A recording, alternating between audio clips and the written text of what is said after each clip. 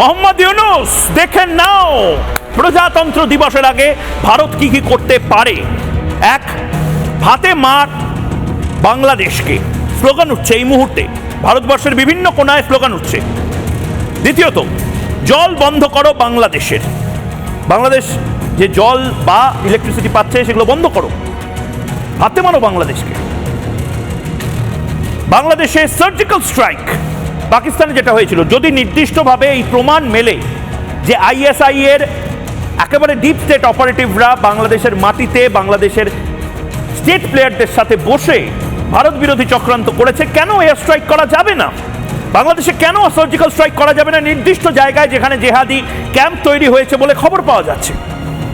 এরপর চিকেন স্নেকের আয়তন বৃদ্ধি, এটা খুব গুরুত্বপূর্ণ। রংপুর অর্থাৎ চিকেন স্নেক, ভারতের চিকেন স্নেক শিলিগুড়ি করিডোরের চারপাশে যদি এই ধরনের অ্যাক্টিভিটি বাড়ে, আমাদের কাছে যে পরিমাণ সেনাবাহিনী আছে, যে পরিমাণ আমাদের কাছে সিকিউরিটি ফোর্সেস আছে, গোর্খা রেজিমেন্ট রয়েছে, আমরা আমাদের ওই চিকেন স্নেক অর্থাৎ মুরগির যে গলা, সেই মুরগির গলাকে হাতির গলা কেন বানাবো না?